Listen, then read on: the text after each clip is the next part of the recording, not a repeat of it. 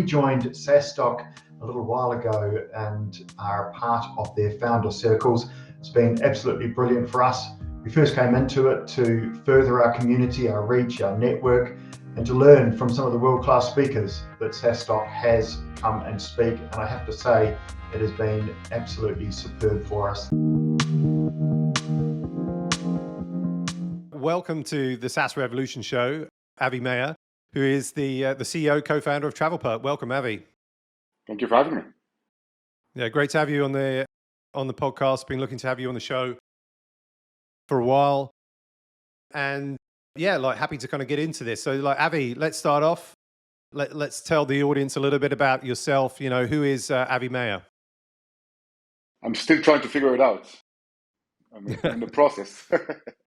I'm a father, a husband. That's probably the first way to describe myself. I have two young boys who are troublemakers, and you can see by my smile that I'm proud of that. And originally from Israel, I started kind of as my first passion, and I'm sure we'll talk about it later today. My first passion was actually in specifically coding and hacking. That was my real passion as a kid, so which kind of still, I guess, is a big part of what drives me.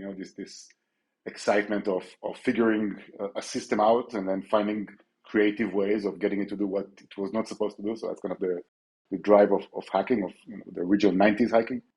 And I'm also the co-founder and CEO of Travelperk, which I'm sure we'll also talk about today. Who did you hack, or did you ever get in trouble for hacking? So the good thing is, in Israel you have the military service. It's mandatory for everybody. And when you're 18, you finish high school and then you go to the army.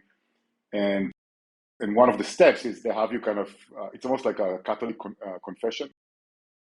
They have you kind of confess everything you've done. They check you off and kind of, if it's not too bad, it's good. So I confessed of all my hacking sins when I was 18, and I never went back to illegal hacking after that.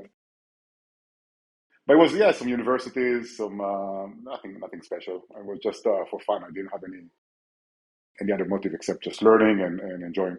When did you first know that you wanted to become an entrepreneur? So I was thinking about this question before this chat, and it's interesting because I don't think I've ever actually wanted to be an entrepreneur. It kind of happened, to be honest. So I always look at kind of Warren Buffett stories of lemonade business that they scaled to $1 million business when they were 12 or something, and I feel like an imposter because I never really had this kind of drive. As I said, I was more interested in technology as a kid. Having said that, I did think of the first time I created a business and kind of generate revenue out of it was probably when I was 13 or 14, fixing computers for my parents' friends. Adults are typically dumb. I became a dumb adult today, but when I was 14, I wasn't that dumb, so I could go and fix their printers and install drivers and stuff like this. When I was 14, and kind of that was my first business, if you will. But true entrepreneurship, I was 31 when I started my first business, so it took a while. 31. Okay, good stuff. So you mentioned in Israel, I think it's mandatory for military service, right? Yeah. How long did you have to do that service? And I guess from that, because so many Israelis do become entrepreneurs and tech entrepreneurs, what do you get, from doing military service that kind of serves you well, or also, all these people to go into, entrepreneurship and into tech? Yeah. It's a 3-year, for men, it's a 3-year mandatory service. And I think it's slightly shorter now, if I'm not mistaken, but back at my time, it was 3-year for men and 2 for women. And everybody has to go. So, it's one of these kind of interesting debates on, what makes the Israeli kind of entrepreneurial spirit. I accept that the military has something to do with it. I don't know exactly what. By the way, if you hear the bells, I'm next to this amazing cathedral in Barcelona. That's where our office is. So I think it's a nice music tone to add to our discussion. Yeah. For me, if I think about my experience and what what kind of tools or personality traits I'm using today as a founder, as a CEO. I would say it's first and foremost ownership and teamwork, which are not surprisingly two of the core values of Travelperk. Ownership is understand. Maybe it's agency, more than ownership is understanding that you have to do it. Nobody else can, and nobody else is available. So whatever the task is, you have to do it yourself, right? Like that's kind of the spirit. And you're 18, you're 19, and you have to do tough things yourself, and you learn kind of very quickly the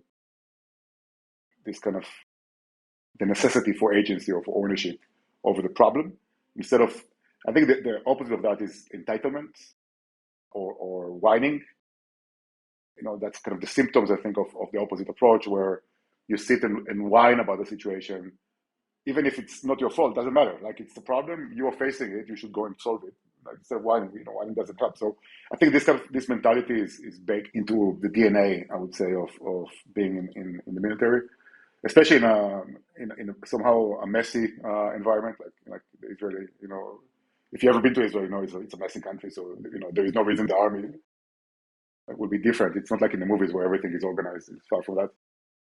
So a lot of things kind of don't have an owner, and then you have to do it. So I think that's one, and the other one is teamwork, which is obvious, but everything starts and ends with your team and the trust that you have with other humans and the connection you have with them. And these two, I would say, values became core values for me personally, and are driving to this day even Travelperk. And you mentioned that you started your first business at 31, right? What was that, and how did that go?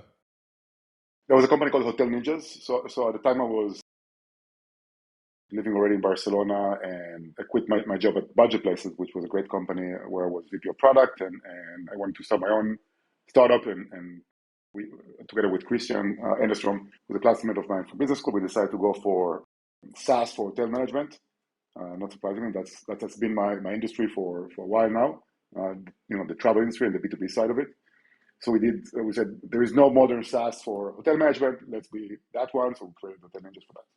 And so Hotel Ninjas was acquired by Booking.com, right? And you worked for them then as a senior product manager, I think, for about 10 months. And often, but not always, there is, once you're acquired, some sort of earnout portion of the deal, occasionally negotiated. Sometimes the founders, cash out and don't, come as part of that M&A and the integration. As an entrepreneur, the first-time entrepreneur with Hotel Ninjas, that then, I guess, did you go through an earnout? Was that the part where you became the employee? So you went from entrepreneur to employee in a very large organization in Booking.com. How did you adapt from having a first taste as CEO and entrepreneur to suddenly now I'm an employee again, or part of a bigger team? Yeah. So the first part of the question, how did you adapt? What was that kind of feeling? Yeah. To be honest, it wasn't difficult to adapt. Booking is a great company, great culture. At the time when I joined, Darren was the CEO, and later Gillian Pants became the CEO while I was there. And just kind of a small anecdote, but Gillian, she left Booking last year. She was the CEO and chairwoman of the whole company, and after leaving, now that she had no conflict of interest, she invested personally in Travelperk, and she joined our board. This happened this year. So just as a small anecdote to show that I really like the people there. I really connected well with the team. It's a great company, and also the fact that they kept us in Barcelona for the first year, so we were kind of disconnected from the mothership in a way. We basically kept, Hotel Ninjas kept being Hotel Ninjas, and it was just a part of the group. But we kept our culture, we kept our team, and I personally and the team, we had no issue with that. How long was your earnout? Because just on LinkedIn, I think you were there at Booking.com for 10 months, which is it's generally a little bit shorter than the typical kind of earnout that's kind of asked for. So did you cut it short, or was it a 10-month earnout? Yeah, I did cut it short. To be honest, to be precise, my wife cut it short. So the story there was that I was in dinner with a few senior people at Booking in Amsterdam, and I'm from Israel. My wife is from France. So we at the time our first kid was 6 months old, I think, something like that. So nothing really, tied us to Spain or to Barcelona. We have no family here.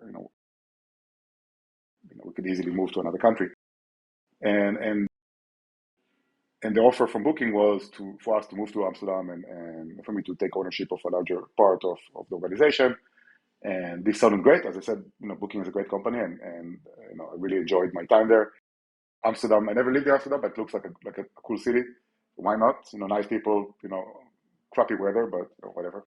That's why they invented planes and trains. So I said yes on the spot. I said yes, I'm moving to Amsterdam. I'm doing it. We shook hands. I only forgot, like a typical man, I guess. I forgot to ask my wife about, what she thinks about it. So I came back home to Barcelona and I said, honey, we're moving to Amsterdam. And she said, nope, ain't going to happen. We moved to Barcelona, for my business school. So that was, one token I used. And she said, I'm using the next token and I like it here. We're staying here. So he told me, you figure it out now. And I said, okay, fine. I like my job, but I like my wife even more. So yeah, that's the priority. Makes sense. Good decision. And then, so like post that, you founded Travelperk. What's the Travelperk founding story? So the funny story is that I wasn't going to found anything for a while. So I took to Judith, my wife. I told her I'm taking a year off. So she asked for us to stay in Barcelona, fine. But then my side of the bargain is I'm taking a year off. I've never not worked since I was 16. Every day of my life, I had either work or the military service, which is even more, say 24/7, and so I needed some time off. And I took a year sabbatical, and I managed. She said, "You will only last a month." I remember, and I said, "No, you'll see." I had a whole list. I'm going to learn how to play the guitar, get it back in shape. I learn how to sail. I wanted to really sail boats, and anyway, I had a long list of stuff I was going to do. So on Monday, I went on sabbatical for a year, and on Friday that week, I got a phone call from Javier Suarez and Ron Levin, whom I knew from Booking.com. Both of them had left to create this new company, and they reached out to me like, "Hey, we heard you're available." And I'm like, "Nope, I'm not available. I'm taking a year off." And they were like, "Give us just half an hour, and then we'll just make the pitch, and you decide." And 3 hours later, I remember I shut down the phone and I look at Judith, and she looks at me, and she's like, I could tell that she knows that I'm done with the sabbatical. So that's I was forced basically to join this team. Shortest sabbatical ever, as far as I've heard, but seemingly you made the right choice. Then Travelperk became the fastest growing SaaS company, certainly in Europe, for a couple of years and pre-COVID. How did you as a CEO cope with being the CEO of a hyper growth company? What mechanisms did you put in place for yourself and for the business to be the right CEO for such a hyper growth company? When I was at shows you how much of a coward I am by answering this question the way I do. When I was at business school, somebody asked the same question to the CEO of Budget Place, the company where I worked as a VP product right before starting Ninjas. I was still a student, and somebody asked him the question, "How do you cope with the stress of being a CEO of a fast-growing company?" And he just blank face. He said, "Heavy drinking." And I've been thinking for it's been 12 years, 13 years, and I've been thinking about the opportunity whenever somebody asks me this question to answer the same way, and I couldn't. By the way, that's why I took the job there, because he answered it like this. So heavy drinking, no. I think I cope with it two ways. One is I believe I have the right priorities in life, and my priorities are first and foremost my family, and which implies also have a family, thank God. So I think a lot of people make the mistake of thinking that they have to only focus on work, and they forget such an important part of their life, being happy. And I personally don't think I could have been happy without a family, without being married and having children. So I guess in a weird kind of counterintuitive way, I cope with the stress by not always focusing on work, but also focusing on more important things, which for me is my family. Also realizing that everybody is an imposter, so it's not an imposter syndrome. It's just we don't know what we're doing by definition, right? Like I've never had this job. It's the first time I'm doing it. Most people who have this job successfully don't go back and do it again. Like very few actually do it from the beginning if they were successful in the first one. As as an operator, they might do it as an investor or advisor or board member. So almost by definition, you always are learning and you're doing it for the first time. Like today is the first time I'm doing this job the way not the way it is and the size of the company.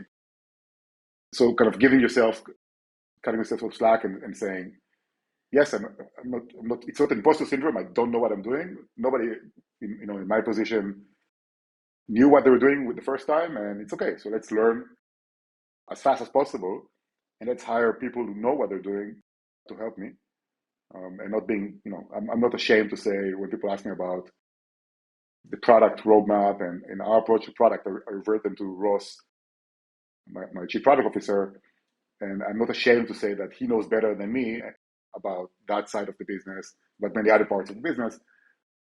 I don't need to be the smartest, most knowledgeable person in the room.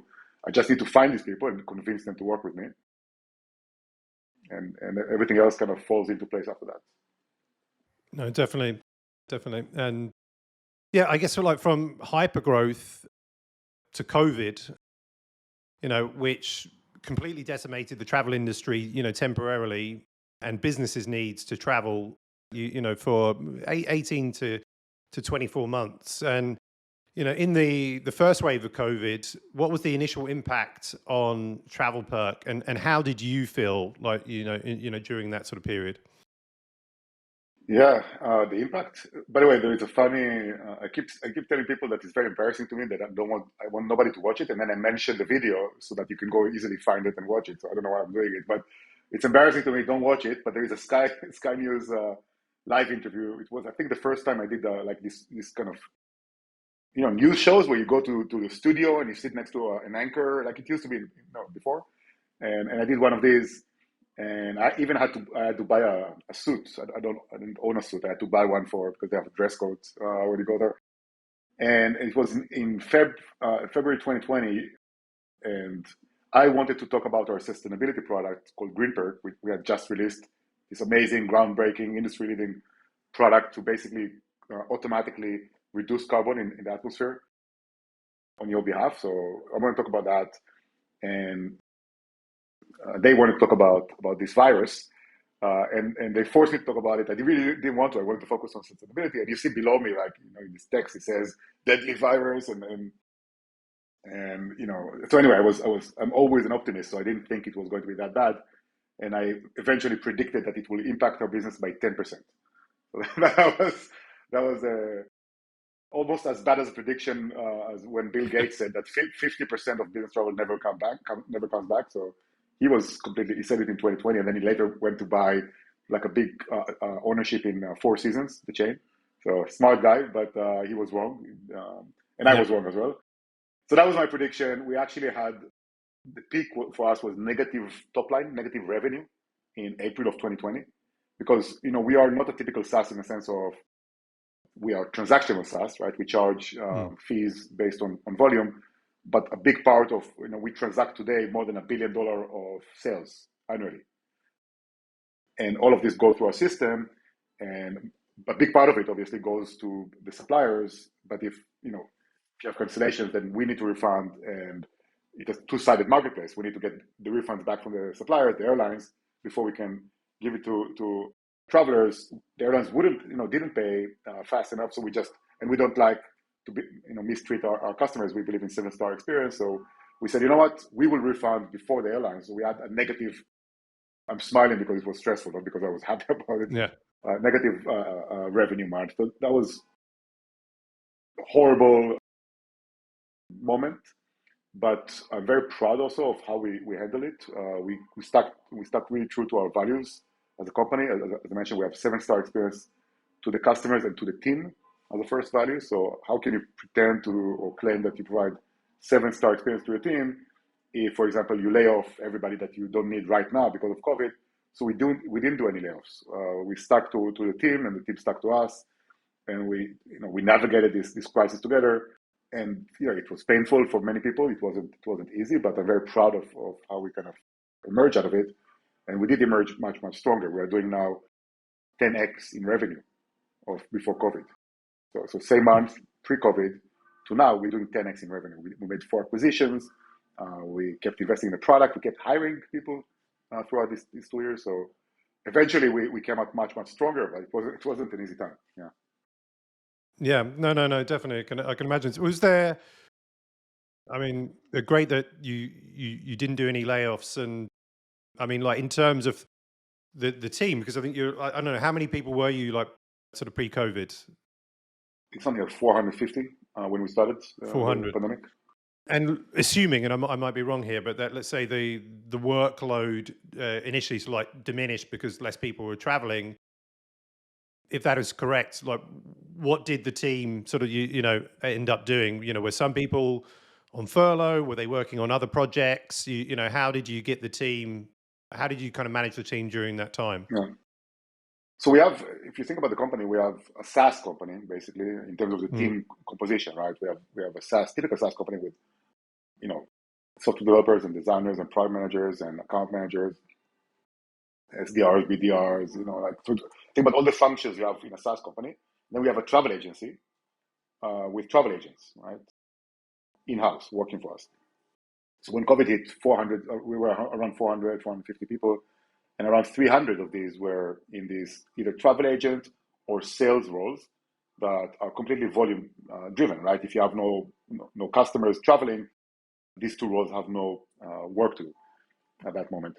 So we used furlough, unfortunately, but we had to use that. We reduced the way we did it is people worked sort of 5 days, they worked 3 days or 2 days, depending on the needs. We topped the salaries up out of pocket because the problem was the government wasn't doing its job here, mostly in Spain, and not paying on time. So if you will eventually pay, but you don't pay on time, people cannot afford rent or food, right? So we paid out of pocket for that. And then so we did furlough, and then we used the time for training. So we upskilled many people. So for example, in travel agency, you can learn advanced GDS skills, which gives you better tools to do your job. So we upskill people in different roles, and also we move people between teams, especially in the kind of this. We got into war mode. So in war mode, you jump and do whatever is needed. So even if you're in customer support, maybe you should do some SDR role, or if you're an SDR, maybe you can help with cancellations. So at the beginning of COVID, we had a lot of cancellations. So we just took out of SDRs and trained them, in 4 days to do basic travel agent role, and then they helped with cancellation. So we moved also people around to whatever task was needed, but we managed to kind of keep them busy in tasks that were useful, which of course I think is important instead of just creating bullshit tasks just for them to feel that they're busy. What are your key leadership learnings from steering a company, navigating a company through a storm? I think one of my personal biggest learning is well, actually I would say 2. One is sometimes the kind of the herd is going to the wrong direction, and the fact that the herd is going there doesn't mean that that's the right direction. So everybody laid off people, including our competitors. TripAction, for example, laid hundreds of people off on a Zoom call, and Airbnb laid a third, I think, if I'm not mistaken, of the team.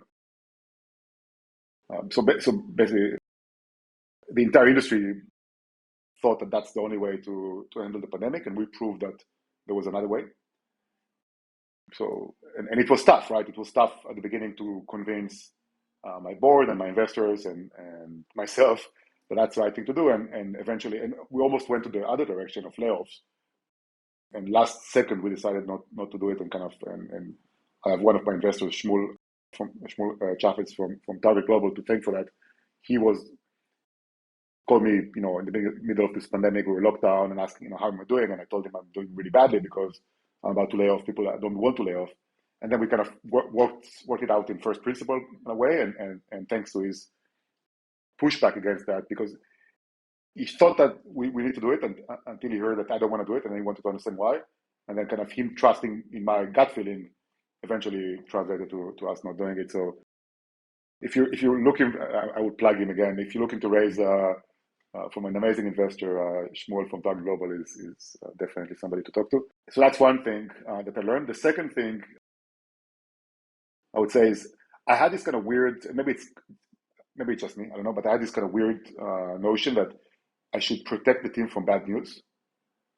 And if I don't, like almost like they're my children in a way, and I never confuse, it's weird because I never confuse company and family. I think it's a mistake. I never said, to people, welcome to the family. When they join Travelperk, I say, welcome to the team, and it's intentional.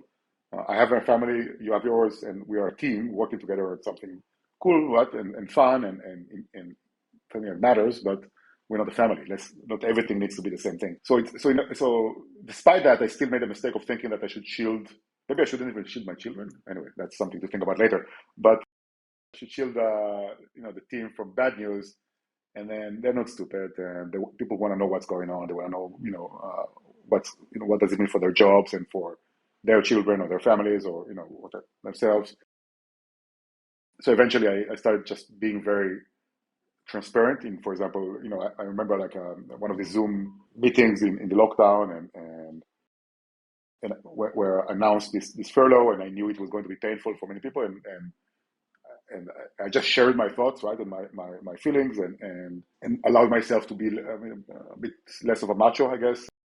I'm sometimes a bit more of like this fake macho guy, and this actually resonated really well with the team, and later people reached out to me and actually supported, gave me support and kind of psychological support in that moment, and that was awesome, right? That was a really good team moment where I stopped trying to shield them and just was very transparent with what's going on. It was outside of our control, right? If it's in your control and you don't have good answers, then okay, do your job. But if there is a pandemic and a virus and lockdowns and nobody knows what's going on, nobody knows the future, and we need to do something right now to save the company, then that's the reality, right? And telling it to the team the way it is was actually much better. And I didn't know that's the way you should do it before the pandemic. Yeah, no, great learnings. Thanks for sharing that. You mentioned in the sort of like the earlier part of the answer, Trip Actions, and they made some layoffs. And I don't know if it's true, but it feels that you've got a friendly-ish rivalry with Trip Actions. I think they got a Israeli founder as well. I don't know if that has anything to do with the friendly-ishness there. But I did see an April Fool's joke about you acquiring Trip Actions, and for a microsecond I believed it. And then I saw, I think, their response. Is it like, I want your kind of like thoughts on competition. Is it important to you who is number one? And like, how do you just handle competition in general? Would be good to know. So yes, it's important to me personally as a very competitive person. But also, I learned how to code and how to be a hacker in kind of middle school and high school, not from teachers, or actually yes from teacher, but not from, let's say, an established school, but from a friend. So really smart guy called Yaniv, who's now very senior at Google, one of the smartest guys I know, and he was always smarter than me, and it kind of very competitive, so it pulled me, and forced me to learn more and faster and be better so I could kick his ass. And for me, at least, I get that it's not always a driving force for many people, but or for all people. But for me, this is a huge driving force to be better and to improve, right? So I don't think being number one by itself matters if you're isolated from everything else. But I think the journey to get there is important, and also it's fun to win, right? So I think we shouldn't kind of.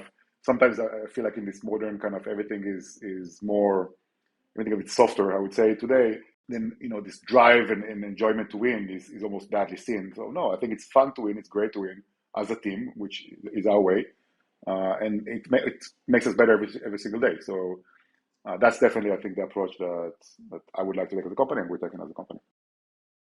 Like, how much do you spend a lot of time thinking about or looking at the competition, or do you just focus on what you're doing? Because I know some people, like, there is a view that it's important that we look at what the competition are doing And then there are other views where say, well, no, just ignore the competition and just focus on what you're doing. What is your Yeah. position around that? I guess it's depending on the context, right? And is it a zero-sum game? Is it like a network where only one can win? Is the trend going to the direction of the competition? Like, if you Instagram, you're seeing what's happening with TikTok, you have to be aware and react, or at least, decide why not to react because this is coming to eat your lunch. This is not the case for us. Business travel is a huge industry. Especially after COVID, there are very few competitors. In terms of a modern product approach and a platform for business travel, they're basically just Travelperk and TripActions today, and we're kicking in their ass. Ariel. So I'm not too worried about competition. I'm not following it too closely, but definitely we need to be aware of what's going on. On the edges. In terms of, let's say, the product roadmap is not impacted by what competition is doing. It's impacted by our strategy and our vision for what the customers and eventually this market needs. Final few questions. So what's the best advice you've received as an entrepreneur? What's the best advice? I received so much good advice over the years. I think what really helps me at the beginning, because I didn't know what I was doing, and I still don't, but I didn't know that it was okay not to know. Johannes Freck from Get Your Guide, who was one of my early mentors, and still to this day, very important figure in the company. He kind of helped me, in his very rigid, sometimes frameworks, but really helpful. He helped me understand what I need to do. So I didn't know what to focus on. Like during the day, I was coding. I was like doing everything I could. And he said, a CEO of a tech startup has only 3 jobs, only 3 roles. One is make sure there is enough money in the bank. So through either revenue from customers, which is the best way, or raising money, which is the second best way, cost, etc. So money in the bank, number one, otherwise you die as a company. Number 2 is make sure you have the right team in place. Okay, so hire the right people for the right stage. So sometimes you have to let go because it's the wrong stage for them, and that's by the way, one of the issues, I think, and one of the difficulties of a fast-growing startup is sometimes people are really good at the role and then they get not so good at it within 6 or 12 months because the role changed, not because they changed. So make sure that it's a constant kind of team adjustment task, but make sure you have the right team. And then third priority is make sure that they're building the right product. So at least on a strategy level, do you understand what the customers want? Do you understand how to solve their pains? And we're in a SaaS environment, of course, so this is the key part here. And make sure that the team is building the right thing. So that's it. Money in the bank, team, and build the right thing. And this advice really helped me kind of think about my days. So sometimes in the morning, you're like, especially in the days where you're disciplined not to take too many meetings, because meetings are a problem. It fills your calendar, so it feels that you're doing something, but sometimes not the right thing. So especially in days, which I make sure to have at least once per week, or try at least one per week to have a day that has no meetings. So I wake up in the morning, okay, what should I focus on today? And this framework was really helpful, especially in the early days, to think, and prioritize on what should I do actually with my time. What's the best book that you've read that's helped your career as a leader? The Bible. The Bible, yeah. Yeah. Did you say? Yeah. The original version, not the sequel. The original version. What particular lesson could you share from that? I mean, there's probably there's hundreds, right? But what would be kind of like one thing that you could take from that? I think probably, I mean, as you said, many stories, and I'm far from actually, being an expert and knowing what I'm talking about. So I should approach it with modesty here, but I think human nature and reading stories about human nature, understanding human nature and interaction, why do we start, for example, with basic stories about how brothers, hate each other, can enable and what does it teach us? And so I think, especially as a nerd and somebody who was more comfortable with computers, in my teenage years, really diving into human nature and understanding the metaphors there and understanding the stories, and that we haven't changed. We think of ourselves as this sophisticated creature, but we're basically apes with technology, and for the good and for the bad, right? So understanding that we haven't changed in our nature, and what does it mean about our day to day, and how we treat each other, for example, is super important. So the values of the company, of this company, of Travelperk, are driven from my core values, from my personal values, which are connected to that. So the way, for example, we treat each other in the company and we expect to be treated is directly linked to this book, right? So it's not even taking some kind of a connection through other ideas. It's a direct connection from here to there. So yeah, I would say this, human nature and how to live in society in a way that is kind and generous and charitable and grateful.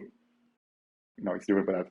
Plus, I didn't want to say, lean startup or whatever, because everybody else says the same book. So here's a book that I'm sure most people haven't read recently. Yeah, no, definitely, definitely. You're speaking at SaaStock 2022 this October in Dublin. So looking forward to having you there. Do you know yet what you'll be speaking about? So maybe it became the theme, but I'm talking about core values.